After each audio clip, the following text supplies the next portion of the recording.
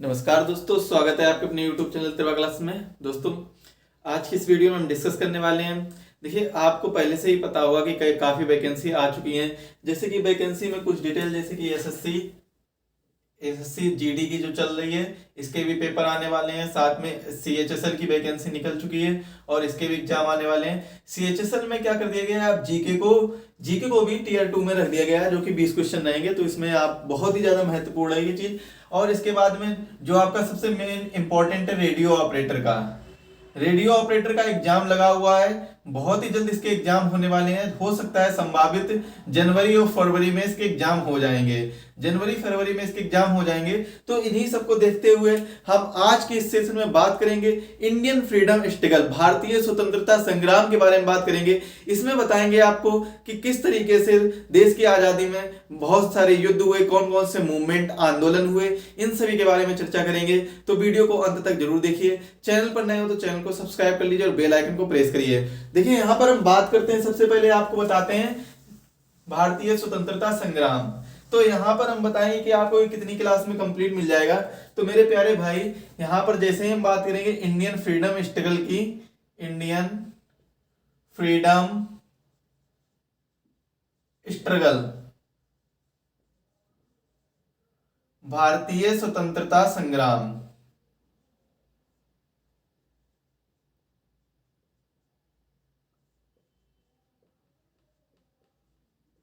तो मेरे प्यारे भाई, इसको हम पढ़ेंगे कहां से? इसको हम पढ़ेंगे 1905 से। 1905 मतलब जो हमारा बंगाल का विभाजन हुआ था, और बंगाल के विभाजन के बाद में स्वदेशी आंदोलन चला था। तो इस तरीके से हम क्रम वाइज पढ़ेंगे 1905 से 1947 तक। 1947 में क्या हुआ था, जो हमारा विभाजन योजना आई थी और देश दो भागों में विभाजित हो गया था। तो इस तरीके से हम पढ़ेंगे विभाजन योजना तक, 1947 तक। माउंटबेटन योजना भी कहते हैं, माउंटबेटन प्लान भी कहते हैं इसे। तो 1905 से 1947 तक हम क्रम वाइज पढ़ेंगे। जैसे कि 1905 में क्या हुआ भाई, 1905 में बंगाल का विभाजन हुआ। 1905 में ही क्या हुआ था, स्वदेशी आंदोलन हुआ था। 1906 में क्या हुआ था, कलकत्ता सेशन हुआ था। 1906 में क्या हुआ था, 1906 में ही हुआ था आपका क्या, मुस्लिम लीग की स्थापना हुई थी। 1907 में क्या हुआ था, सूरत सेशन हुआ था, जिसे सूरत स्प्लिट भी कहते हैं, और या फिर कांग्रेस का विभाजन भी कहते हैं। तो इस तरीके से हम पढ़ेंगे क्रम वाइज। तो सबसे पहले हम स्टार्ट कहां से करेंगे मेरे प्यारे भाई? स्टार्ट करेंगे बंगाल के विभाजन से। तो बंगाल के विभाजन से स्टार्ट करेंगे। और आपको बता दें कि जैसे ही हम एक टॉपिक को कवर करेंगे, जैसे बंगाल का विभाजन मैंने कराया, इसके बाद हम थोड़ा सा साइड में हट जाएंगे, जिससे कि आप स्क्रीनशॉट ले सकें, जिससे आपको नोट्स बनाने में कोई भी दिक्कत ना हो। तो सबसे पहले हम बात करते हैं 1905 से। कहां से बात करेंगे मेरे प्यारे भाई? 1905 से। 1905 में क्या हुआ था, बंगाल का विभाजन हुआ था। बंगाल का विभाजन, अब समझिए इसके बारे में। बंगाल का विभाजन, पार्टीशन ऑफ बंगाल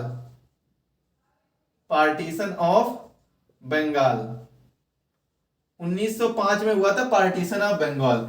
अब ये किसके द्वारा कराया गया था? उस समय वायसराय कौन थे? Lord Curzon. कौन थे मेरे प्यारे भाई? लॉर्ड कर्जन इस समय वायसराय थे, जिन्होंने बंगाल का विभाजन कराया था, लॉर्ड कर्जन। अब किस वजह से कराया था? इनका रीजन क्या था, मतलब मेन रीजन क्या था? तो इनका जो रीजन था, कारण क्या था बंगाल के विभाजन को कराने का? तो देखिए, इसके कई कारण बनते हैं। 1905 में जब क्या हुआ था, 1905 में हमारी जो राजधानी थी दिल्ली जो हमारी राजधानी है, ये 1905 में दिल्ली राजधानी नहीं हुआ करती थी, और भारत की राजधानी हुआ करती थी 1905 में कोलकाता। कौन सी राजधानी हुआ करती थी? कोलकाता 1905 में भारत की राजधानी हुआ करती थी। इस समय क्या है? इस समय दिल्ली राजधानी है। दिल्ली भारत की राजधानी है, और दिल्ली में देखिए इस समय आपने देखा होगा कि सभी चीजें उपस्थित हैं। ज्यादातर चीजें जो भी फैक्ट्री वगैरह है, और अच्छी अच्छी चीजें, मतलब सुप्रीम कोर्ट भी यहीं पर है हमारा, और ज्यादातर चीजें अच्छी अच्छी यहीं पर उपस्थित हैं। तो उसी समय क्या हुआ था, कोलकाता जब हमारे भारत की राजधानी थी 1905 में, तो कोलकाता में ही मैंने बताया था अभी आपको, इससे पहले एक वीडियो जो अपलोड किया था, कि 1774 में सुप्रीम कोर्ट की स्थापना हुई थी कोलकाता में, क्योंकि कोलकाता उस समय भारत की राजधानी हुआ करता था। और कब हुई थी? 1773 एक्ट के तहत हुई थी, 1774 में। लॉर्ड एलिजा इम्पेस के पहले चीफ जस्टिस बने थे सुप्रीम कोर्ट के। तो ये तो चलो बात हुई 1774 की। तो इसी प्रकार 1905 में क्या था? राजधानी हमारी क्या थी? कोलकाता थी। और जो राजधानी होती थी, जो सिटी देश की राजधानी समझिए, वो वेल डेवलप होगी, अच्छी तरीके से, पूर्ण तरीके से विकसित होगी। तो इसी वजह से वहां के रहने वाले लोगों की सोच बहुत अच्छी होगी, सोच अलग होगी, कुछ डिफरेंस होगी, ज्यादा भेदभाव या विवाद वगैरह वहां पर नहीं हुआ करता था। तो इसी वजह से इनका रीजन क्या, कारण क्या बनता है? Divide and rule policy. मेरे प्यारे भाई, इन्होंने क्या किया? लॉर्ड कर्जन ने सोचा कि क्यों ना हम इनको एक बार फिर से इनमें आपस में फूट डाल दें और शासन करें। तो ये इनकी एक पॉलिसी थी, डिवाइड एंड रूल पॉलिसी, जिसे ये कहते थे फूट डालो और शासन करो। फूट डालो और शासन करो, फूट डालो और शासन करो, ये इनकी एक पॉलिसी थी। इसी पॉलिसी के तहत ये क्या करते थे? ज्यादातर काम करते थे, राजाओं में आपस में फूट डाला करते थे ब्रिटिश लोग। और इसी कारण बस आपस में जब राजाओं में फूट पड़ जाती थी तो और ज्यादा वो लोग लंबे समय तक शासन कर सकते थे ब्रिटिश। तो इसीलिए ब्रिटिश करते थे डिवाइड एंड रूल पॉलिसी को फॉलो। ये क्या करते थे कि फूट डालते थे और शासन ज्यादातर समय तक करते रहते थे। 1905 में जो हमारा बंगाल था वो एक तरीके से वेल डेवलप एरिया था। और यहां पर जैसे हम बात कर लें, ये जो आपका बंगाल हुआ करता है, बंगाल, तो ये बंगाल दो भागों में विभाजित हो गया। दो भाग कौन कौन से हो गए? तो दो भागों में विभाजित हो गया था। एक हो गया था वेस्ट बंगाल और एक हो गया था ईस्ट बंगाल। ईस्ट बंगाल आज के समय में क्या है मेरे प्यारे भाई? ईस्ट बंगाल आज के समय में बांग्लादेश है। बांग्लादेश ईस्ट बंगाल आज के समय में है। ईस्ट बंगाल है जो बांग्लादेश है। यहां पर जो वेस्ट बंगाल को विभाजित किया था 1905 में, जब 1905 में लॉर्ड कर्जन के द्वारा बंगाल का विभाजन हुआ था, एक वेस्ट बंगाल और एक ईस्ट बंगाल। तो वेस्ट बंगाल में किनको रखा था? वेस्ट बंगाल में रखा था इन्होंने हिंदू लोगों को, और हिंदू बाहुल्य क्षेत्र बनाया था वेस्ट बंगाल को। और इसको रखा था मुस्लिम लोगों को, यहां पर रखा था ईस्ट बंगाल में। ईस्ट बंगाल में रखा था मुस्लिम लोगों को और वेस्ट बंगाल में रखा था हिंदू लोगों को।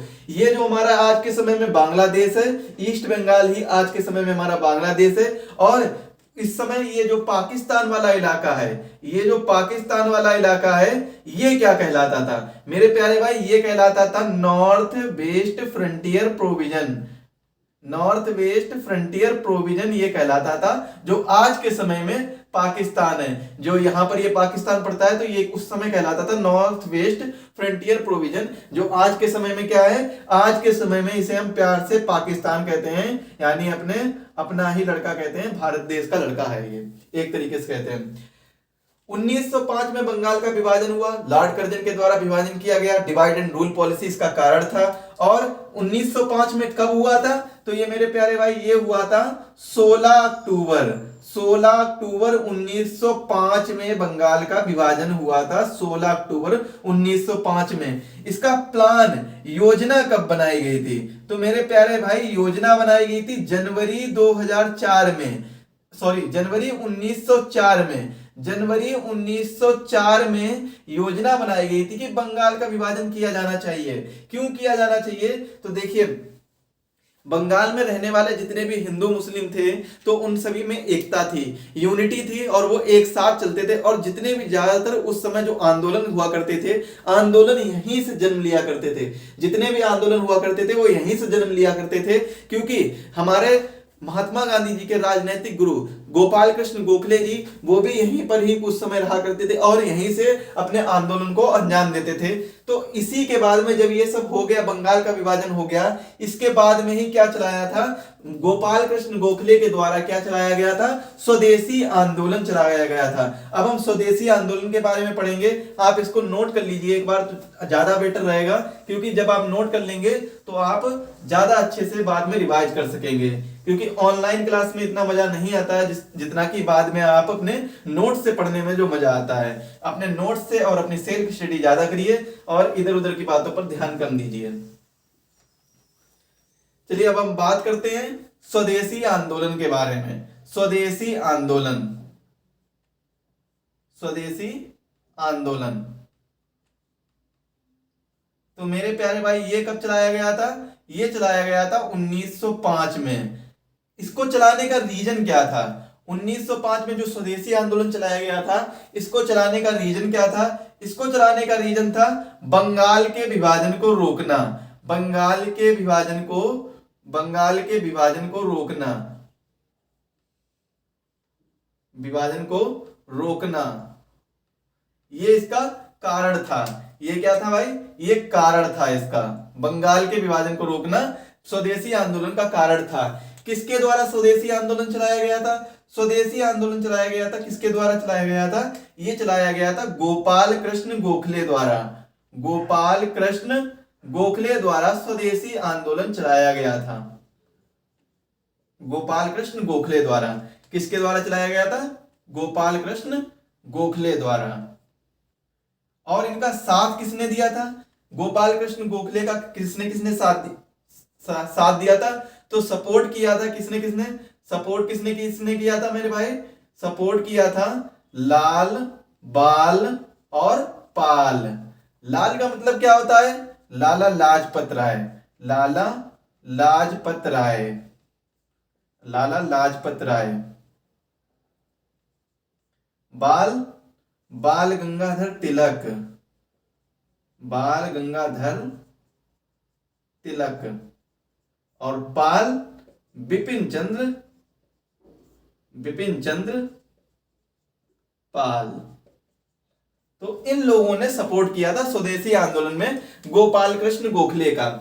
अब जब स्वदेशी आंदोलन 1905 में चलाया गया था, बंगाल के विभाजन को रोकना ही इसका मुख्य कारण था स्वदेशी आंदोलन का। और ये किसके द्वारा चलाया गया था? गोपाल कृष्ण गोखले द्वारा चलाया गया था। सपोर्ट किसने किया था? लाला लाजपत राय, बाल गंगाधर तिलक, बिपिन चंद्र पाल ने, इन लोगों ने इनका सपोर्ट किया था। अब इसके कारण देखिए रिजल्ट क्या आया, इसका परिणाम क्या हुआ कि इसके परिणाम अनुसार इसमें क्या हुआ कि जो छोटे छोटे कुटीर उद्योग हैं, कुटीर उद्योग का विकास होने लगा। कुटीर उद्योग का विकास हुआ। कुटीर उद्योग का विकास हुआ। और क्या हुआ? स्वदेशी वस्तुओं का बाहुल्य हो गया। लोग स्वदेशी वस्तुएं सबसे ज्यादा अपनाने लगे, क्योंकि इसमें गोपाल कृष्ण गोखले ने क्या कहा था? गोपाल कृष्ण गोखले के द्वारा कहा गया था कि स्वदेशी वस्तुओं का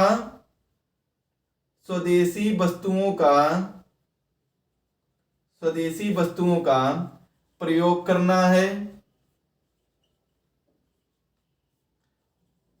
करना और विदेशी वस्तुओं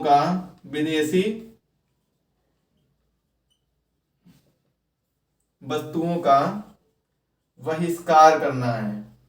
बहिष्कार। ये गोपाल कृष्ण गोखले द्वारा बात कही गई थी। देखिए ये बात बाद में भी कही गई थी महात्मा गांधी के द्वारा, लेकिन ये जो बात कही थी गोपाल कृष्ण गोखले जी ने, तो ये बात कही थी केवल बंगाल के रीजन के लिए।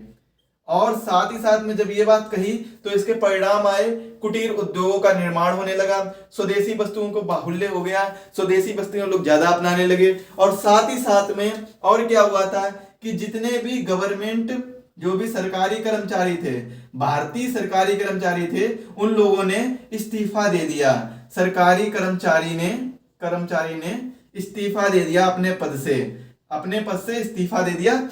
कर्मचारियों ने, जितने भी भारतीय सरकारी कर्मचारी हुआ करते थे उस समय, तो सभी ने इस्तीफा दे दिया अपने अपने पद से। इसके बाद में ये सब क्या हुआ? स्वदेशी आंदोलन के तहत। स्वदेशी आंदोलन कब हुआ था? 1905 में। किसके द्वारा? बंगाल के विभाजन को रोकना इसका कारण था। गोपाल कृष्ण गोखले द्वारा चलाया गया था। और इनका सपोर्ट किसने किया था? लाला लाजपत राय, बाल गंगाधर तिलक और बिपिन चंद्र पाल ने इनका सपोर्ट किया था। स्वदेशी आंदोलन में गोपाल कृष्ण गोखले का सपोर्ट किसने किया था? लाल बाल पाल ने। ये क्वेश्चन पूछा जाता है और काफी बार पूछा भी गया है। स्वदेशी आंदोलन कब चलाया गया था? 1905 में। किस कारण चलाया गया था? बंगाल के विभाजन को रोकना। और परिणाम क्या हुआ था? कुटीर उद्योग का विकास हुआ, स्वदेशी वस्तु का बाहुल्य हो गया, सरकारी कर्मचारी ने अपना इस्तीफा देने लगे, जितने भी एडवोकेट हुआ करते थे, लॉयर हुआ करते थे, सरकारी टीचर हुआ करते थे, सभी ने अपने अपने पद से इस्तीफा दे दिया और कहा कि हम केवल भारत के लिए ही काम करेंगे, ना कि विदेशी के लिए काम करेंगे, मतलब ब्रिटिश के लिए काम नहीं करेंगे। तो इस वजह से ये सब होने लगा और साथ ही साथ में लोगों में यूनिटी भी आ गई थी, जो वहां के रहने वाले लोग थे उनमें एकता भी आ गई थी। क्या हो गया था? उन लोगों में एकता का आ गया था, एकता का भाव आ गया था, एकता और भाईचारा भी दोनों आपस में लोगों के पैदा हो गए थे। एकता और भाईचारा, ये भी एक मुख्य परिणाम हुआ था इसका। इसके साथ ही साथ में और भी कई चीजें हुई थी। तो इन्होंने कहा था, गोपाल कृष्ण गोखले ने, कि स्वदेशी वस्तुओं का प्रयोग करना है और विदेशी वस्तुओं का बहिष्कार करना है। तो ये बात गोपाल कृष्ण गोखले ने कही थी। बाद में यही बात महात्मा गांधी जी ने भी कहा था, लेकिन वो पूरे भारत देश के लिए था। जबकि यह बात जब गोपाल कृष्ण गोखले ने कही थी तो केवल बंगाल के रीजन के लिए, बंगाल के क्षेत्र के लिए ही कही थी, क्योंकि बंगाल के विभाजन को ही रोकना उनका मुख्य उद्देश्य था। और इसे बंग भंग आंदोलन के नाम से भी जानते हैं। और बंग भंग आंदोलन कब हुआ था? यह भी 1905 में हुआ था। किसके द्वारा चलाया गया था? गोपाल कृष्ण गोखले द्वारा। तो दोस्तों इसका आप स्क्रीनशॉट ले लीजिए, जल्द से जल्द स्क्रीनशॉट लीजिए और बढ़ते हैं अगले टॉपिक की तरफ से। होप सभी ने स्क्रीनशॉट ले लिया होगा। अब हम बात करेंगे कलकत्ता सेशन की। कलकत्ता सेशन दोस्तों क्या है? देखिए, सबसे पहले तो आपको पता होना चाहिए कि जो कलकत्ता सेशन या कलकत्ता अधिवेशन है, ये अधिवेशन क्या होता है, हुआ क्यों करते थे, उस समय ये अधिवेशन क्यों हुआ करते थे, आखिर क्या रीजन था ये अधिवेशन होने का। हर साल एक ना एक आपने पढ़ा होगा कहीं, जब या फिर आप पढ़ चुके होंगे कि कई बार ऐसे अधिवेशन हुआ करते थे। कोई कलकत्ता अधिवेशन है, लाहौर अधिवेशन है, लखनऊ है, ऐसे मतलब कई तरीके से, बॉम्बे अधिवेशन, बहुत से अधिवेशन हुआ करते थे। तो इसमें से हम बात करेंगे सबसे पहले 1906 में कोलकाता अधिवेशन, कोलकाता अधिवेशन या कलकत्ता अधिवेशन, कोलकाता अधिवेशन, कलकत्ता अधिवेशन, ये कब हुआ था मेरे प्यारे भाई? ये हुआ था 1906 में। इसमें क्या है, इसके अध्यक्ष कौन चुने गए थे, इसके अध्यक्ष कौन चुने गए थे ये आपको बताना है। तो यहां पर सबसे पहले तो आपको नोट कर लीजिए, अध्यक्ष चुने गए थे दादा भाई नौरोजी। दादा भाई नौरोजी इसके अध्यक्ष चुने गए थे, दादा भाई नौरोजी। अब इनकी मांग क्या थी? कोलकाता अधिवेशन में इन्होंने मांग क्या की थी? इन्होंने मांग की थी स्वराज्य की। क्या मांग की थी? स्वराज्य की मांग की थी। मतलब क्या है? सेल्फ गवर्नमेंट की मांग की थी, सेल्फ गवर्नमेंट की मांग की थी दादा भाई नौरोजी ने कलकत्ता अधिवेशन में। अब हम आपको बताते हैं आखिर कलकत्ता अधिवेशन हुआ ही क्यों, मतलब ये अधिवेशन क्यों होते थे, हर साल ये अधिवेशन क्यों होते थे। तो सबसे पहले आपको एक डेट याद करनी होगी, 1885 की। 1885 में मेरे प्यारे भाई क्या हुआ था? आईएनसी, भारतीय राष्ट्रीय कांग्रेस की स्थापना हुई थी। किसके द्वारा की गई थी? भारतीय राष्ट्रीय कांग्रेस की स्थापना किसके द्वारा की गई थी? ए ओ ह्यूम के द्वारा। किसके द्वारा की गई थी मेरे प्यारे भाई? ए ओ ह्यूम के द्वारा भारतीय राष्ट्रीय कांग्रेस। अब आप सोच रहे होंगे कि भाई ये ए ओ ह्यूम कौन थे? ये एक ब्रिटिशर थे। तो आखिर ये ब्रिटिशर होते हुए भी इन्होंने भारतीय राष्ट्रीय कांग्रेस की स्थापना कैसे कर दी, क्यों कर दी, ये क्या कारण था इसका? तो देखिए, 1857 के विद्रोह के बाद में, जब 1857 का विद्रोह चल रहा था, उस समय काफी ज्यादा सभी लोग आक्रोश में थे। जितने भी भारतवासी थे और जो भी आंदोलनकारी थे वो सभी आक्रोश में थे। तो इसी बात की डर की वजह से, इस बात के डर की वजह से इन्होंने क्या सोचा कि अगर ऐसे ही आक्रोश चलता रहा तो बहुत ही जल्दी देश आजाद हो जाएगा। तो ए ओ ह्यूम ने क्या आइडिया दिया? इन्होंने कहा कि क्यों ना हम इनको एक पार्टी बनाकर दे दें और इस पार्टी का नाम भारत के नाम पर रखें, जिससे इन लोगों को विश्वास हो कि इनके लिए कुछ तो किया जा रहा है। तो ए ओ ह्यूम साहब ने आईएनसी की स्थापना की 1885 में और कहा भारतवासियों से कि आप इस पार्टी को ज्वाइन करिए और आप इस पार्टी के थ्रू अपनी कोई भी बात है इसको कहिए और हर साल हम इसका सेशन लेंगे और हर सेशन में आप अपनी अपनी बात कहिए। यहां पर आप बताइए कि क्या दिक्कत है, क्या प्रॉब्लम्स हैं, अपने सारे बताइए, जो भी कानून बनने हो सारी चीजें बताइए, मतलब इस जगह पर। तो इसी वजह से 1885 में ए ओ ह्यूम के द्वारा इंडियन नेशनल कांग्रेस की स्थापना की गई। और इसके पहले प्रेसिडेंट कौन बने थे? पहले फर्स्ट प्रेसिडेंट बने थे मेरे प्यारे भाई। तो ये बने थे व्योमेश चंद्र बनर्जी, WC बनर्जी के नाम से भी जानते हैं, व्योमेश चंद्र बनर्जी, ये पहले प्रेसिडेंट बने थे, इसके अध्यक्ष। इसका पहला सेशन कहां हुआ था? इसका जो पहला सेशन हुआ था इसको थोड़ा सा साइड में लिखते हैं। यहां पर देखिए कलकत्ता अधिवेशन, आईएनसी की बात करते हैं तो आईएनसी की स्थापना कब हुई थी? 1885 में आईएनसी की स्थापना हुई थी। स्थापना कब हुई थी? 1885 में स्थापना हुई थी। संस्थापक कौन थे? संस्थापक थे ए ओ ह्यूम संस्थापक थे। पहला अधिवेशन कब हुआ था? पहला अधिवेशन हुआ था 1885 में। कहां पर हुआ था? बॉम्बे में। और इसके अध्यक्ष कौन बने थे? अध्यक्ष बने थे व्योमेश चंद्र बनर्जी इसके अध्यक्ष बने थे मेरे प्यारे भाई। व्योमेश चंद्र बनर्जी इसके अध्यक्ष बने थे। तो ये तो रही हमारी आईएनसी की बात। आईएनसी की स्थापना क्यों की गई मैंने आपको बताया, और ये इसका मुख्य कारण यही था कि लोग आंदोलन ना करें ज्यादातर, और आंदोलन किए बिना ही अपनी बातें इस पार्टी के समक्ष रखें, और ये पार्टी अपने लास्ट में अधिवेशन लेगी, और अधिवेशन के जरिए ही ये पार्टी बाद में कहेगी जो भी आपकी प्रॉब्लम्स है, जो भी देशवासियों की प्रॉब्लम्स है, वो ब्रिटिश के समक्ष रखेगी। तो इसी वजह से इस पार्टी की स्थापना की गई।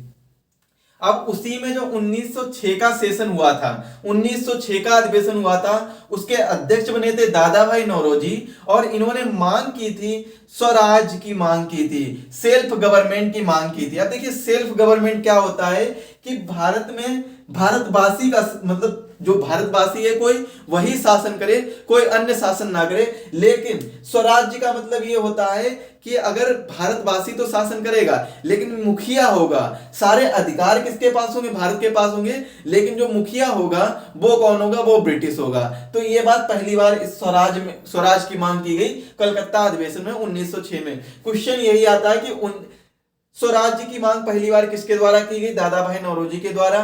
कब की गई? 1906 में। कौन सा अधिवेशन? कोलकाता अधिवेशन है, कलकत्ता अधिवेशन में की गई थी। स्वराज का मतलब क्या होता है ये वैसे पूछा नहीं जाएगा। स्वराज का मतलब होता है कि जैसे एक मान लीजिए प्रेसिडेंट, इस समय जो प्रेसिडेंट है और प्राइम मिनिस्टर है, तो मान लीजिए जो नीचे वाली कैबिनेट मिनिस्टर है वो सभी इंडियन के हो, कैबिनेट मिनिस्टर सभी इंडिया के हो, लेकिन जो मेन मुखिया है प्रेसिडेंट ये कौन सा हो? ये ब्रिटिश का रह ले, कोई दिक्कत नहीं है, कोई परेशानी नहीं, यहाँ पर ब्रिटिश का रह ले। तो इस तरीके से यही मतलब होता है सेल्फ गवर्नमेंट का। अब इसके बाद क्या आता है? इसके बाद सबसे पहले तो आप इसका स्क्रीनशॉट लीजिए। स्क्रीनशॉट लेने के बाद में आप आगे बढ़ते हैं। तो 1906 के बाद ही हम पढ़ेंगे। 1906 के बाद क्या पढ़ेंगे? 1906 में ही एक घटना हुई थी जिसे हम मुस्लिम लीग की स्थापना, एक मुस्लिम लीग की स्थापना भी हो गई थी। तो यहां से हम सबसे पहले इसको पढ़ेंगे। तो मुस्लिम लीग की स्थापना कब हुई थी? 1906 में हुई थी। मुस्लिम लीग की स्थापना किन के द्वारा की गई थी? ये काफी ज्यादा इंपॉर्टेंट क्वेश्चन बनता है कि मुस्लिम लीग की स्थापना किसके द्वारा की गई थी। तो सबसे पहले तो आप एक हेडिंग डालिए अगली, मुस्लिम लीग। मुस्लिम लीग, मुस्लिम लीग। तो मुस्लिम लीग की स्थापना किसके द्वारा कब की गई थी? 1906 में मुस्लिम लीग की स्थापना की गई थी। किसके द्वारा की गई थी? तो मुस्लिम लीग की स्थापना की गई थी 3 व्यक्तियों के द्वारा। कौन कौन से थे? एक तो थे आगा खान, दूसरे कौन थे? नवाब सलीमुल्लाह, तीसरे थे नवाब मोहसिन उल मुल्क।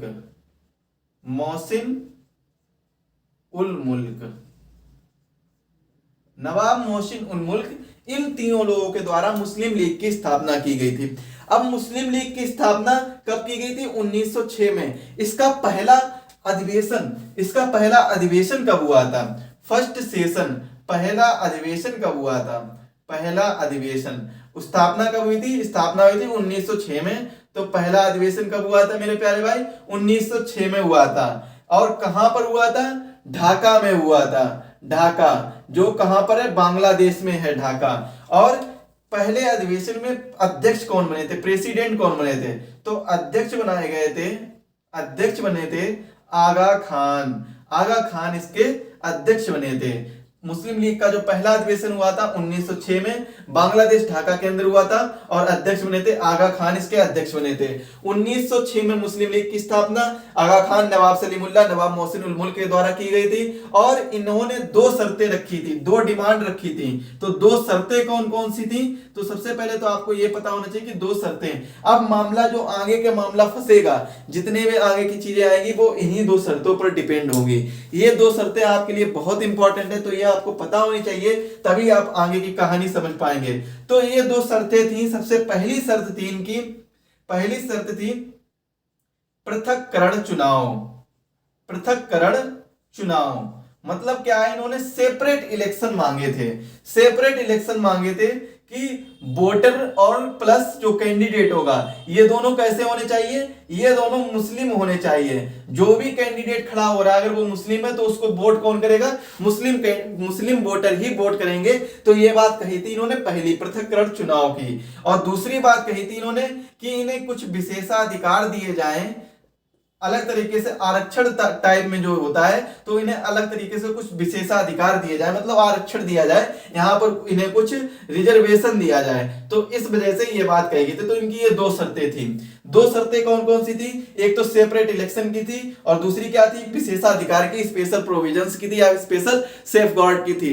दो शर्तें थी यहाँ पर मुस्लिम लीग की। तो आप इसका स्क्रीनशॉट लीजिए, फिर इसके बाद आगे बढ़ते हैं। आगे हम पढ़ेंगे सूरत स्प्लिट, यानी मतलब सूरत विभाजन या फिर सूरत सेशन के बारे में पढ़ेंगे। 1906 में कौन सा सेशन हुआ था? कलकत्ता सेशन हुआ था। अब 1907 में हम क्या पढ़ेंगे? सूरत अधिवेशन पढ़ेंगे। अब इसके भी कई कारण है इसको पढ़ने के। देखिए, सूरत सेशन में क्या हुआ था? आईएनसी का विभाजन हो गया था। अब तो भाई यहां से आईएनसी दो भागों में विभाजित हो गई।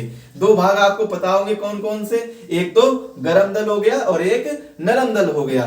तो आईएनसी, सबसे पहले हम क्या करते हैं? सूरत अधिवेशन। सूरत अधिवेशन, तो सूरत अधिवेशन कब हुआ था? सूरत अधिवेशन आपका हुआ था 1907 में। 1907 में सूरत अधिवेशन हुआ था। और जितने भी आईएनसी के अधिवेशन हुआ करते थे, तो ये सभी अधिवेशन 28 से 31 दिसंबर के बीच में ही ज्यादातर चला करते थे। 28 से 31 दिसंबर के बीच में। तो इनको आप याद रखिए इस चीज को कि जितने भी अधिवेशन हुआ करते थे वो 28 से 31 दिसंबर के बीच में ही हुआ करते थे। तो 1907 में आपका हुआ सूरत अधिवेशन। इसे हम क्या कहते हैं? सूरत विभाजन के नाम से भी जानते हैं। सूरत विभाजन के नाम से भी जानते हैं। एक्चुअली में यहाँ पर सूरत का विभाजन नहीं हुआ था, यहाँ पर हुआ था आईएनसी का विभाजन। तो इसे हम आईएनसी के विभाजन के नाम से भी जानते हैं, भारतीय राष्ट्रीय कांग्रेस के विभाजन के नाम से भी जानते हैं। तो ये चीज आप याद रखिए, सूरत अधिवेशन। अब इसमें आईएनसी कितने भागों में विभाजित हो गई थी? तो आईएनसी जो थी वो दो भागों में विभाजित हो गई थी। दो भाग कौन कौन से थे? एक तो आपका था गरम दल और दूसरा था नरम दल। दूसरा भाग था नरम दल। तो ये दो भागों में आईएनसी विभाजित हो गई थी। गरम दल में कौन कौन से नेता आते थे? गरम दल में वही सभी नेता आते थे जैसे कि लाल हो गए, लाल बाल पाल, ये तीनों नेता गरम दल में आते थे, लाल बाल पाल। और साथ ही साथ में अरविंदो घोष, ये भी किस में आते थे? ये भी आते थे गरम दल में, अरविंदो घोष। और नरम दल में नेता कौन कौन से आते थे? जैसे कि मोतीलाल नेहरू हो गए, रास बिहारी घोष हो गए। तो इनको हम लिख लेते हैं रास बिहारी घोष, मोतीलाल नेहरू, गोपाल कृष्ण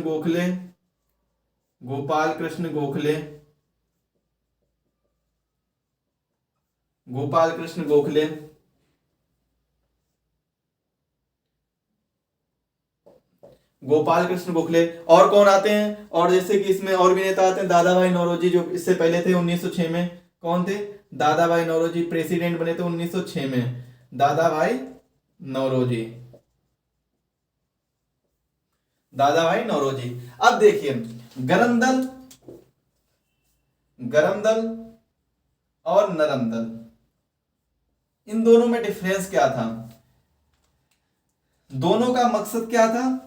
दोनों का मकसद था देश की आजादी ही दोनों का मकसद था। फिर ये विभाजन क्यों हो गया? क्योंकि सबसे बड़ा कारण विभाजन का एक ये है कि जो सूरत अधिवेशन हुआ था, सूरत अधिवेशन हुआ था, थोड़ा सा कलर चेंज करते हैं, सूरत अधिवेशन हुआ था।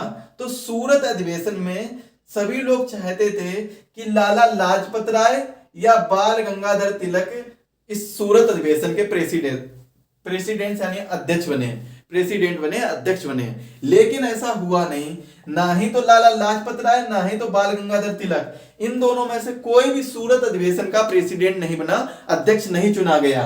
अध्यक्ष नहीं चुना गया तो अध्यक्ष चुने कौन गए थे? रास बिहारी घोष।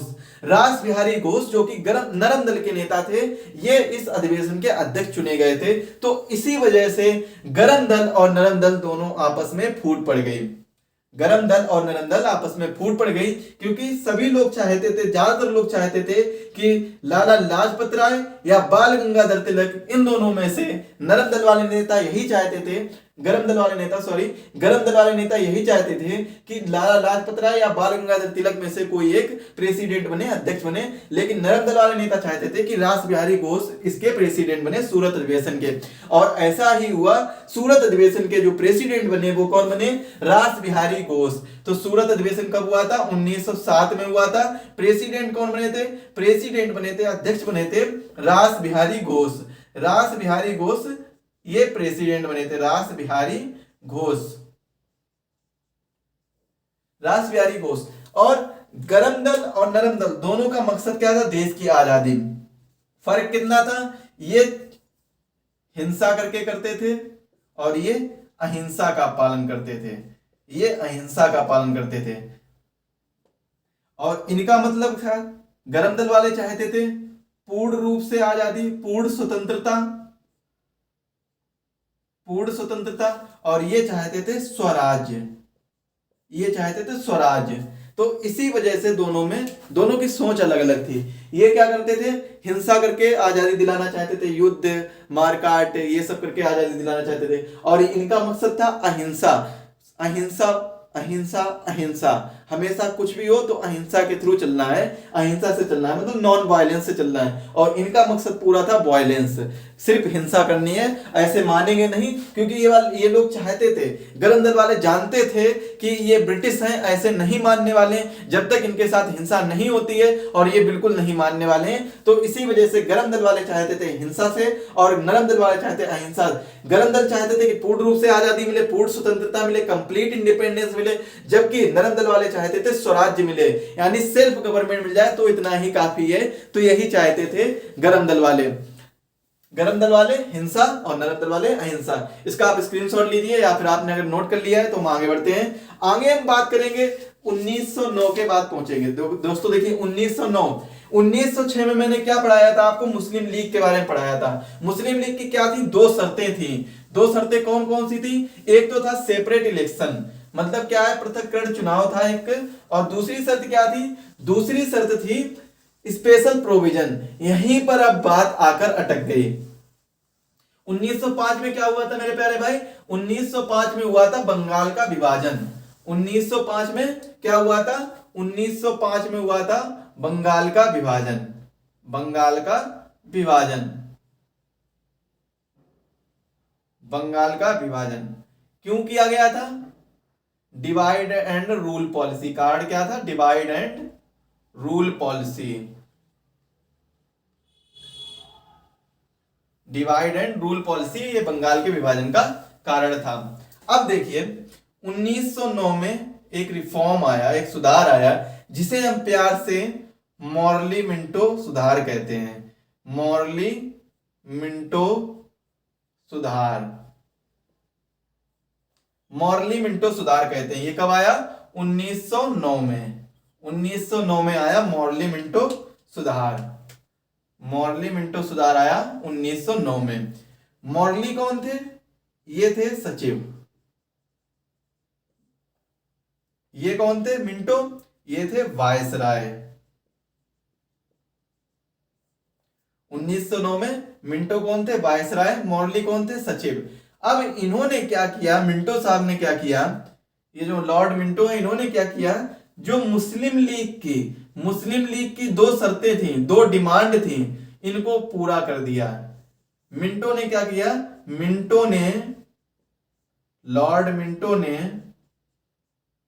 लॉर्ड मिंटो ने मुस्लिम लीग की दोनों शर्तें मान ली, क्योंकि मुस्लिम लीग ने सबसे पहले वो शर्तें रखी थी किसके सामने, मुस्लिम लीग ने रखी थी आईएनसी के सामने। आईएनसी ने उनको मना कर दिया कि वो शर्तें नहीं मानेंगे, वो कहते थे कि हम देशवासी सभी लोग एक हैं, यूनिटी से रहेंगे, क्यों फालतू में ये सब किया जाए, तो वो शर्तें नहीं मानी। लेकिन यहीं पर मिंटो ने, जैसा कि 1905 में लॉर्ड कर्जन ने किया था डिवाइड एंड रूल पॉलिसी का अपनाकर, डिवाइड एंड रूल पॉलिसी यानी मतलब फूट डालो और शासन करो को अपनाकर, तो उसी तरीके से मिंटो ने भी क्या किया, डिवाइड एंड रूल पॉलिसी अपनाई। और यहां पर लॉर्ड मिंटो ने मुस्लिम लीग की दोनों शर्तें मान ली, और इस वजह से जो मुस्लिम लीग है, मुस्लिम लीग और ब्रिटिश, ये सभी दोनों लोग एक साथ हो गए, मुस्लिम लीग और ब्रिटिश एक साथ हो गए। अकेला कौन बचा, ये भाई अकेला बच गया, आईएनसी जो है ये अकेला रह गया, ये दोनों एक साथ हो गए और ये अकेले हो गए, मतलब अब ये आईएनसी अकेले अब इन दोनों से टकराव करेगी। तो मुस्लिम लीग और ब्रिटिश दोनों एक साथ हो गए। अब क्यों हो गए थे, क्योंकि ब्रिटिश ने मुस्लिम लीग की शर्तें मान ली थी, इसने शर्तें मान ली थी। मिंटो ने क्या किया था, मिंटो कौन है, मिंटो पृथक्करण चुनाव के जनक कहे जाते हैं, सेपरेट इलेक्शन के जनक कौन कहे जाते हैं, फादर कौन कहे जाते हैं, लॉर्ड मिंटो कहे जाते हैं, क्योंकि इन्होंने ही सबसे पहले सेपरेट इलेक्शन को बढ़ावा दिया था और सेपरेट इलेक्शन की बात आगे बढ़ाई थी और कहा था कि सेपरेट इलेक्शन अब होगा देश में। अब सेपरेट इलेक्शन कराने सबसे पहले किसने कराए थे, लॉर्ड मिंटो ने कराए थे। सेपरेट इलेक्शन का मतलब क्या है कि जैसे मान लिए कोई एक कैंडिडेट है, ये कैंडिडेट है, तो ये कैंडिडेट किस कम्युनिटी का है, ये मुस्लिम कम्युनिटी का है, ये कैंडिडेट मुस्लिम कम्युनिटी का है, और मुस्लिम कम्युनिटी के होने के चलते इसको जितने भी व्यक्ति जो भी एक्स वाई जेड जो भी वोट करेंगे, ये वोटर हैं, ये जो भी वोट करेंगे, तो ये जो वोटर होंगे ये भी किस कम्युनिटी के होंगे, तो ये भी मुस्लिम कम्युनिटी के होंगे, मुस्लिम समुदाय के ये भी लोग होंगे, तभी ये एक कैंडिडेट को वोट कर पाएंगे। अगर ये हिंदू समुदाय के हुए तो हिंदू वाले लोग इसको वोट नहीं कर पाएंगे।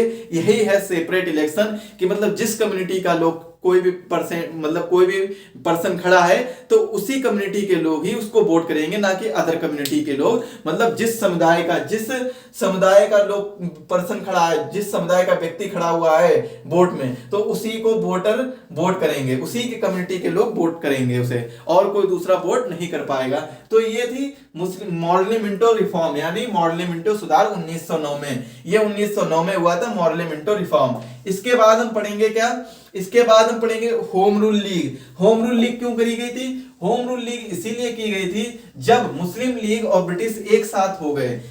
भाई ब्रिटिश ने क्या किया था, डिवाइड कर दिया दोनों लोगों को, मुस्लिम लीग और आईएनसी को अलग अलग कर दिया। तो इस वजह से आईएनसी वाले भी सोचने लगे क्यों ना हम मुस्लिम लीग को अपनी तरफ खींच के लाया जाए। जब तक हम मुस्लिम लीग को अपनी तरफ खींच के नहीं लाएंगे तो तब तक काम कैसे बनेगा, क्योंकि वैसे तो अकेले पड़ गई थी आईएनसी। तो यहीं पर बात हुई थी 1916 में, 1916 में बात हुई किसकी, होम रूल लीग की, होम रूल लीग। अब होम रूल लीग का मकसद क्या था, होम रूल लीग का मकसद था कि मुस्लिम लीग को मनाना किसी भी तरीके से। इसका मकसद क्या था, इसका मकसद था मुस्लिम लीग को मनाना, मुस्लिम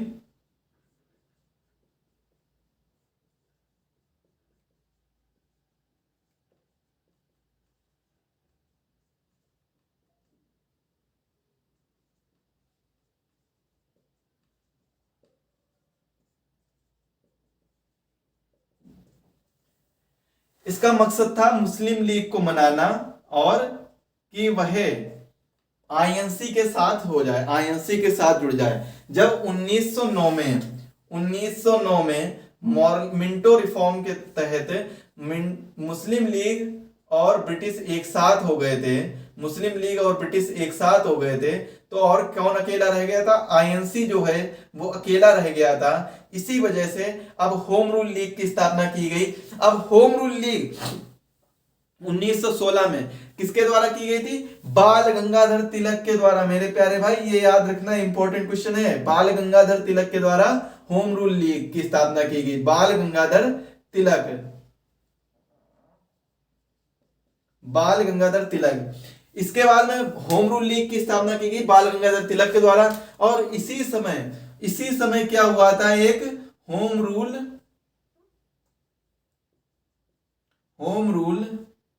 आंदोलन। होम रूल आंदोलन कब हुआ था?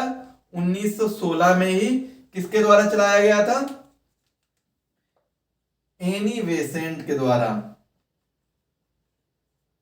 Annie Besant. इसका भी मकसद क्या था? और इसका भी मकसद क्या था? सिर्फ एक ही मकसद था, वो था कि मुस्लिम लीग को मनाना।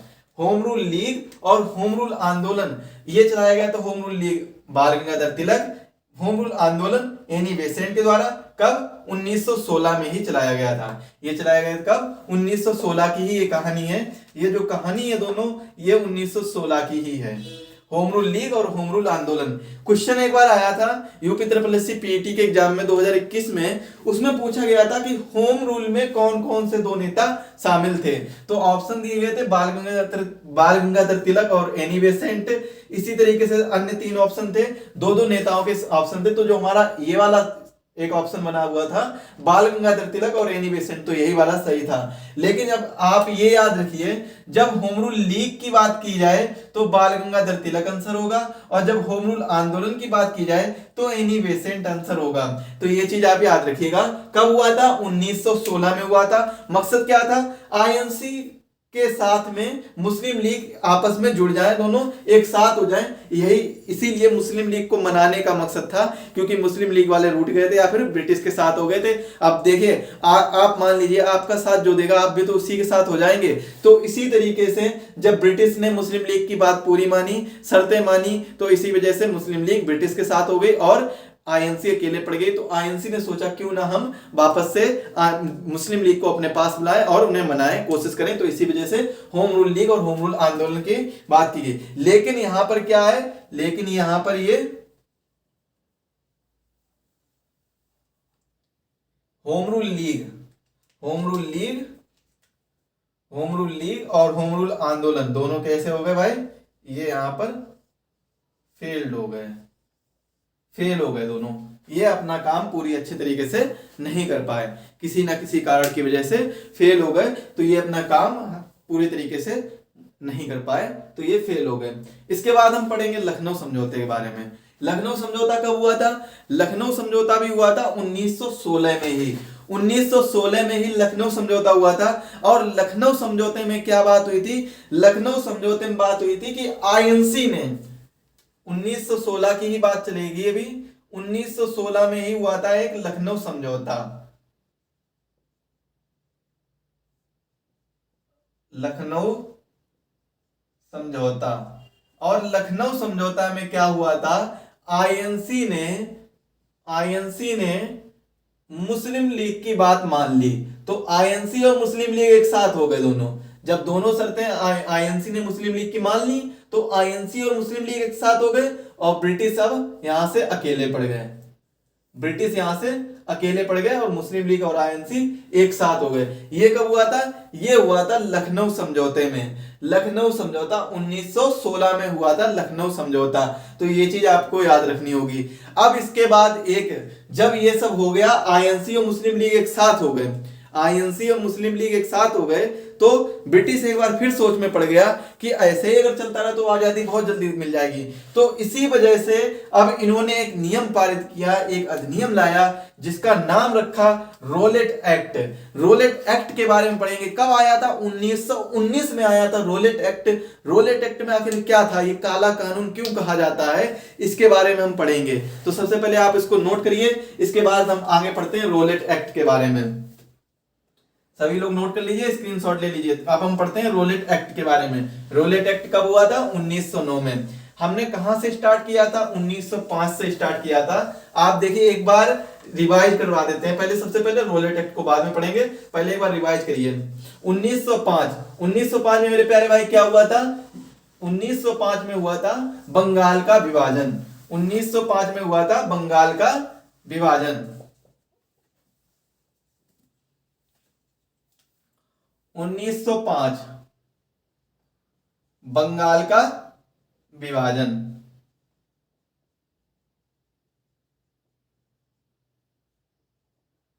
1905 स्वदेशी आंदोलन।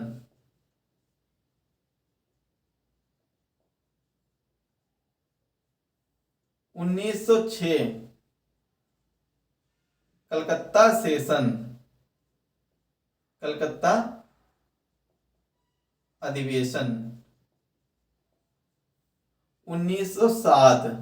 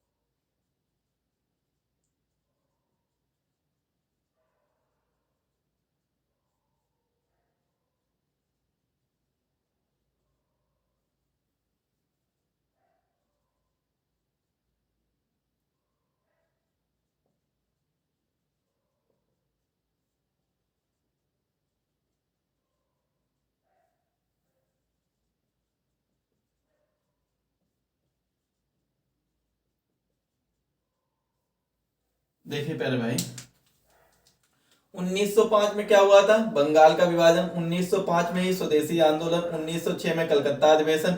1906 में मुस्लिम लीग की स्थापना। 1907 में सूरत अधिवेशन। 1909 में मॉडलिमिंटो रिफॉर्म। 1916 में होम रूल लीग और होम रूल आंदोलन। 1916 के बाद में क्या हुआ था? 1916 में ही लखनऊ समझौता हुआ था। 1919 में रोलेट एक्ट आया, जिसके बारे में अभी हम पढ़ेंगे। इसके बाद 1919 में जलियांवाला बाग हत्याकांड हुआ था, इसके बारे में भी पढ़ेंगे। 1920 से 1922 तक असहयोग आंदोलन चला और खिलाफत आंदोलन चला, इसके बारे में पढ़ेंगे। 1922 में हुआ था चौरा चौरी हत्याकांड, इनके बारे में हम आगे पढ़ेंगे। सबसे पहले हम इनको रिवाइज करते हैं। 1905 में बंगाल विभाजन लॉर्ड कर्जन के द्वारा किया गया था। डिवाइड एंड रूल पॉलिसी, फूट डालो और शासन करो, कब किया गया था? 16 अक्टूबर 1905 में किया गया था। दो भागों में विभाजित हो गया था। कौन कौन से दो भाग? ईस्ट बंगाल और वेस्ट बंगाल, पूर्वी बंगाल और पश्चिमी बंगाल, दो भागों में विभाजित हो गया था। पूर्वी बंगाल है जो आज के समय में बांग्लादेश है, पश्चिमी बंगाल आज के समय में पश्चिम बंगाल है, और पश्चिमी बंगाल में हिंदू लोगों को रखा गया था, पूर्वी बंगाल में मुस्लिम लोगों को रखा गया था। इसके बाद में स्वदेशी आंदोलन हुआ था। बंगाल के विभाजन को रोकने के लिए स्वदेशी आंदोलन चलाया गया था गोपाल कृष्ण गोखले द्वारा, और ये कब चलाया गया था? 1905 में चलाया गया था। इसे बंग भंग आंदोलन के नाम से भी जानते हैं। और साथ ही में इनका सपोर्ट किसने किसने किया था? लाला लाजपत राय, बाल गंगाधर तिलक और बिपिन चंद्र पाल ने इनका सपोर्ट किया था। इसके बाद में हुआ था 1906 में कलकत्ता अधिवेशन, जिसके अध्यक्ष चुने गए थे दादा भाई नौरोजी। कलकत्ता अधिवेशन क्यों होते थे? क्योंकि 1885 में आईएनसी की स्थापना की गई थी, और आईएनसी की स्थापना किसके द्वारा की गई थी? एओ ह्यूम के द्वारा की गई थी। और इसके पहला अधिवेशन कहां पर हुआ था? बॉम्बे में पहला अधिवेशन हुआ था। 1885 में ही पहला अधिवेशन हुआ था, और इसके पहले अध्यक्ष चुने गए थे व्योमेश चंद्र बनर्जी, आईएनसी के पहले अध्यक्ष। इसी प्रकार 1906 में कलकत्ता अधिवेशन हुआ था। कलकत्ता अधिवेशन के अध्यक्ष चुने गए थे दादा भाई नौरोजी। और इस समय पहले अधिवेशन जो 1906 का जो कलकत्ता अधिवेशन हुआ था, इस अधिवेशन में ही स्वराज की मांग की गई थी, सेल्फ गवर्नमेंट की मांग की गई थी। 1906 में मुस्लिम लीग की स्थापना होती है। स्थापना की जाती है आगा खान और नवाब सलीमुल्लाह और नवाब मोहसिन उल मुल्क के द्वारा इसकी स्थापना की जाती है। और ये दो शर्तें रखते हैं। दो शर्तें कौन सी? एक तो पृथककरण चुनाव की, और एक विशेष प्रकार के आरक्षण की या विशेष अधिकार की शर्त रखते हैं। और मुस्लिम लीग का पहला अधिवेशन कब हुआ था? 1906 में पहला अधिवेशन हुआ था। कहां पर हुआ था? ढाका में पहला अधिवेशन हुआ था। और इसके अध्यक्ष कौन चुने गए थे? आगा खान इसके अध्यक्ष चुने गए थे, मुस्लिम लीग के अध्यक्ष चुने गए थे पहले।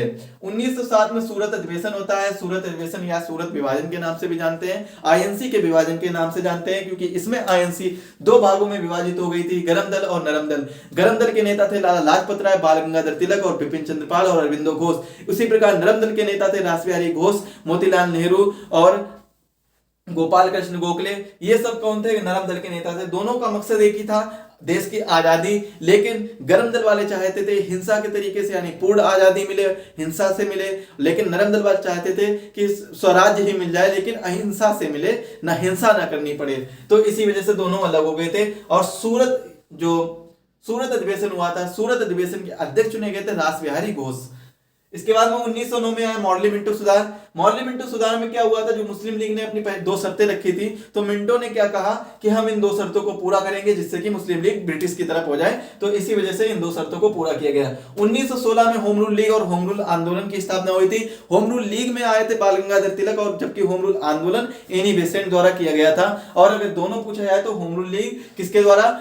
एनी बेसेंट और बाल गंगाधर तिलक, इसमें इसका आंसर हो जाता है। इसके बाद में 1916 में ही लखनऊ समझौता हुआ था, और लखनऊ समझौता में मुस्लिम लीग आईएनसी के साथ हो गई थी, क्योंकि आईएनसी ने मुस्लिम लीग की शर्तें मान ली थी, तो इसीलिए इसे समझौता कहते हैं, लखनऊ समझौता। 1919 में जब लखनऊ समझौता हो गया तो इसके बाद हम बात करते हैं 1919 की। 1919 में रॉलेट एक्ट आया था। अब ये रॉलेट एक्ट क्या है? तो इस एक्ट के तहत किसी को भी, ब्रिटिश ने ये एक्ट पास किया था कि जो भी 1919 में रॉलेट एक्ट आया था, रॉलेट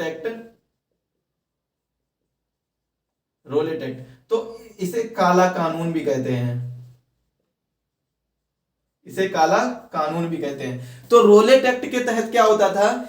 इन्होंने कहा था कि जो भी हिंसा के तौर पर बाहर आंदोलन करे, या फिर कोई भी कैसा भी मतलब व्यक्ति पाया जाए जो लगे संदिग्ध व्यक्ति लगे, तो उसको बिना किसी वारंट के, बिना किसी प्रॉब्लम के ब्रिटिश लोग जेल में डाल देते थे। तो यही था रॉलेट एक्ट। और इसी एक्ट के तहत सबसे पहले दो लोगों को एक्ट किया गया था, अरेस्ट किया गया था, डॉक्टर सत्यपाल और डॉक्टर सैफुद्दीन किचलू। इन दो लोगों को गिरफ्तार किया गया था इस एक्ट के तहत, रॉलेट एक्ट के तहत। इसको और भी कहते हैं ना वकील, ना दलील, ना अपील, इसके नाम से भी कहते हैं, क्योंकि इसमें कोई भी चीज नहीं होती थी, ना वारंट की जरूरत पड़ती थी, ना ही तो वकील, ना ही तो किसी अपील की जरूरत पड़ती थी। डायरेक्ट इसको जिसको चाहा उसको ब्रिटिश पकड़ के जेल में डाल देती थी। और ऐसा पहली बार हुआ था कि भारत की सभी जेलें उस समय, ब्रिटिश के समय में भारत की सभी जेलें पूरी तरीके से भरी थी। उसमें सभी राजनेता, जितने भी आंदोलनकारी, सभी लोग गिरफ्तार कर लिए गए थे। तो जो सबसे पहले गिरफ्तार किए गए थे वो कौन कौन किए गए थे?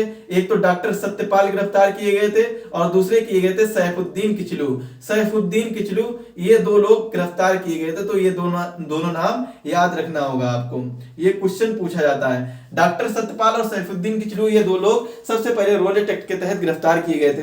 इसके बाद आता है रॉलेट एक्ट के बाद में 1919 में ही हुआ था जलियांवाला बाग हत्याकांड। ये क्यों हुआ था मेरे प्यारे भाई? जलियांवाला बाग हत्याकांड हुआ था क्योंकि रॉलेट एक्ट चलाया गया था, और रॉलेट एक्ट के तहत जिन लोगों को भी, जिन आंदोलनकारियों को गिरफ्तार किया गया था, तो उसी वजह से जलियांवाले बाग में एक क्या किया गया था? जलियांवाला बाग में एक सभा बुलाई गई थी, एक सभा का आयोजन किया गया था। वहां पर लोग अपनी अपनी बातें कर रहे थे। तो उसी समय, जो समय था 13 अप्रैल का, 13 अप्रैल 1919 की बात है। तो 13 अप्रैल 1919 के टाइम पर एक जलियांवाले बाग में एक सभा का आयोजन किया गया, और उस सभा में जनरल डायर वहां पर पहुंच गया, और निहत्थे जितने भी भारतवासी थे उस सभा में उपस्थित थे, भारतवासी, वो सभी निहत्थे थे, उनके पास कोई भी हथियार नहीं था। तो इस वजह से जनरल डायर ने उस निहत्थी सभा पर गोली चलाने का आदेश दे दिया, और कई लोग उस सभा में मारे गए थे। जलियांवाले बाग हत्याकांड में कई लोग मारे गए थे। कब हुआ था? 13 अप्रैल 1919 में हुआ था। और गोली चलाने का आदेश किसने दिया था? जनरल डायर ने इसे गोली चलाने का आदेश दिया था। और ये जलियांवाला बाग है कहां पर?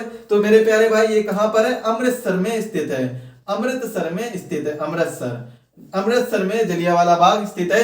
अब इसमें क्या हुआ था? कई लोग, हजारों की संख्या में लोग मारे गए थे, लेकिन ब्रिटिश ने ऐसा बयान दिया था कि इसमें केवल 379 ही लोग मारे गए हैं, जबकि इंडिया रिकॉर्ड क्या कहता था? इंडिया रिकॉर्ड कहता था कि 1100 से ज्यादा लोग मारे गए हैं और 1500 से ज्यादा लोग घायल हुए हैं। इसे क्योंकि वहां पर गोलियां इतनी ज्यादा चलाई गई थी और 1500 प्लस कुछ गोलियां चलाई गई थी और इसमें कई लोग मारे गए थे, कई लोग घायल हुए थे, लेकिन ब्रिटिश ने अपनी गलती छिपाने के लिए कहा सिर्फ 379 लोग ही मारे गए हैं और घायल हुए हैं कुछ हजार के समथिंग में घायल हुए हैं, ये बात कही थी। लेकिन हजारों की संख्या में लोग घायल हुए थे और हजारों की संख्या में लोग मारे भी गए थे। वहां पर खून की नदियां बहने लगी थी और जो वहां पर कुआं स्थित था उसी में सभी लोग कूदने लगे थे। और इसी दशा को देखते हुए देखिए उसमें काफी ज्यादा लोग मारे गए थे। तो इसी दशा को आगे देखते हुए जब 13 अप्रैल 1919 में जलियांवाला बाग हत्याकांड हुआ तो इस वजह से इनको शांति, उसको न्याय दिलाने के लिए, इनके आत्मा की शांति के लिए महात्मा गांधी जी ने 1920 में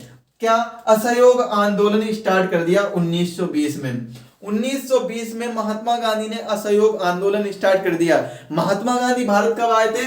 महात्मा गांधी भारत कब आए थे? 9 जनवरी 1915 को। 9 जनवरी 1915 को महात्मा गांधी दक्षिण अफ्रीका से भारत आए थे, 9 जनवरी 1915 में। और 1917 में महात्मा गांधी के द्वारा सबसे पहला सत्याग्रह चलाया गया था जिसका नाम रखा था चंपारण सत्याग्रह। तो इसका भी आप याद कर लीजिए, ये भी क्वेश्चन पूछा जाता है। 1917 में महात्मा गांधी के द्वारा सबसे पहला सत्याग्रह चलाया गया था चंपारण सत्याग्रह। और 1920 से 1922 में असहयोग आंदोलन चलाया गया। महात्मा गांधी के राजनीतिक गुरु कौन थे? गोपाल कृष्ण गोखले।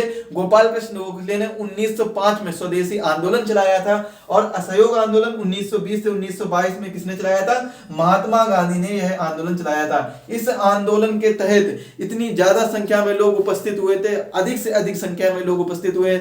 ये अब तक का सबसे महत्वपूर्ण आंदोलन माना जा रहा था क्योंकि ज्यादा से ज्यादा लोग संख्या में स्थित हुए। जितने भी प्रोमिनेंट लीडर हुए मतलब जो भी मुख्य नेता थे सभी ने इसमें पार्टिसिपेट किया। ज्यादा जगह में फैला हुआ ये आंदोलन था। और इसी के साथ में एक आंदोलन चला था खिलाफत आंदोलन, जो मुस्लिम लीग के द्वारा चलाया गया था। यह आंदोलन इसलिए चलाया गया था क्योंकि टर्की में बैठे खलीफा जो मुस्लिम के गुरु माने जाते हैं, एकदम पैगंबर कह सकते हैं, मुस्लिम के जो लीडर होते थे तो वो होते थे खलीफा। तो टर्की में बैठे खलीफा उस समय वहां पर जब विश्व युद्ध चल रहा था, प्रथम विश्व युद्ध चल रहा था, तो उस समय उनको टर्की में खलीफा की जो पोजीशन है वो गिरा दी थी, मतलब उनको मार दिया था और पोजीशन को गिरा दिया था।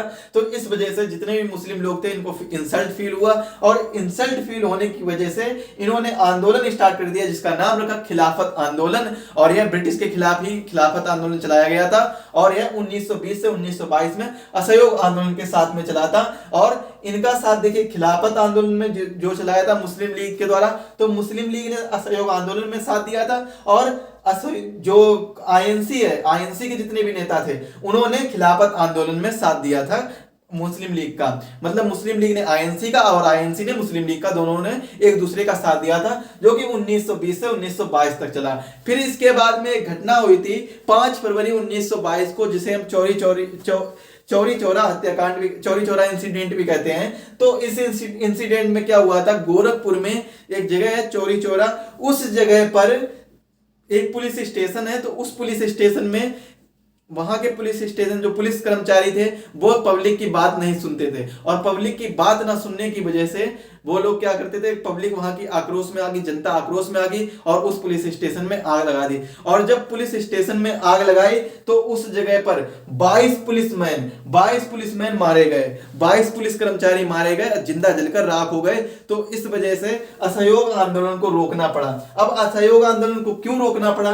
क्योंकि असहयोग आंदोलन था वो पूरी तरीके से अहिंसा का साथ दे रहा था। और जबकि जो 5 फरवरी 1922 में चौरा चौरी की घटना हुई, यह पूरी हिंसा का रूप धारण किए हुए थे। जब 1919 में रोलेट एक्ट आया और रोलेट एक्ट का विरोध करने के लिए 1919 में ही जलियांवाले बाग में सभी लोग एकत्रित हुए थे। तो ब्रिटिश ने बिना कुछ सोचे समझे, हजारों की संख्या में लोग थे, तो गोली चलाने का आदेश दे दिया। जबकि यहां पर 1920 और 1922 में, जब ये 1922 में असहयोग आंदोलन चल रहा था, तो असहयोग आंदोलन में तो लाखों की संख्या में लोग स्थित थे, और जो कि चौरा चौरी इंसिडेंट हुआ था, तो इस इंसिडेंट में ये जो वायलेंस यानी हिंसा का रूप धारण किए हुए था, 22 पुलिसमैन, ब्रिटिश पुलिसमैन मारे गए थे। तो इस वजह से गांधी जी ने सोचा अगर हम ऐसे ही इसको कंटिन्यू रखेंगे असहयोग आंदोलन को, तो हो सकता है कि एक बार फिर से जलियांवाला बाग हत्याकांड से भी ज्यादा खून देखने को मिले। उसमें तो कम ही लोग मारे गए थे, इसमें लाखों लोग मारे जाएंगे, तो इस वजह से असहयोग आंदोलन को भी रोकना पड़ा। तो दोस्तों आज की क्लास को हम यहीं विराम देते हैं। आगे की बात हम पढ़ेंगे अगली क्लास में, और अगली क्लास में हम कहां से पढ़ेंगे, चौरा चौरी हत्याकांड से पढ़ेंगे। चौरा चौरी हत्याकांड के बाद में जो भी आएगा, जैसे कि चौरा चौरी हत्याकांड में स्वराज पार्टी की स्थापना होती, बाद में स्वराज पार्टी की स्थापना हुई, और स्वराज पार्टी के बाद में साइमन कमीशन आया, साइमन कमीशन के बारे में पढ़ेंगे। साइमन कमीशन के बाद में नेहरू रिपोर्ट, फिर इसके बाद में जो भी सभी लोग अपनी अपनी रिपोर्ट पेश करने लगे थे। इसके बाद में क्रिप्स मिशन भी आया था, क्रिप्स मिशन के बाद में कैबिनेट मिशन भी आया, कैबिनेट मिशन के बाद में लाहौर, उससे पहले देखिए क्या है 1929 वाला भी आप पढ़ेंगे, जैसे कि मतलब सारी चीजें डिटेल में पढ़ेंगे, लाहौर सेशन भी पढ़ेंगे, और ऐसे डिटेल में हम आगे पढ़ते रहेंगे। 1922 में जैसे कि चौरा चौरी इंसिडेंट पढ़ेंगे, और चौरा चौरी इंसिडेंट के बाद में हम स्वराज पार्टी की स्थापना पढ़ेंगे जो कि 1923 में हुई। इसके बाद 1927 में हम साइमन कमीशन पढ़ेंगे, 1929 में हम लाहौर सेशन पढ़ेंगे, लाहौर अधिवेशन पढ़ेंगे, और इसी के तहत हम सीधे धीरे धीरे आगे बढ़ते रहेंगे। अब अगली क्लास में हम पढ़ते हैं इंडियन फ्रीडम स्ट्रगल, भारतीय स्वतंत्रता संग्राम के बारे में। आज की क्लास को बस यहीं से विराम देते हैं। आप सभी लोग तैयारी करते रहिए, स्वस्थ रहिए, मस्त रहिए। मिलते हैं अगली क्लास में, तब तक के लिए धन्यवाद। जय हिंद, जय भारत।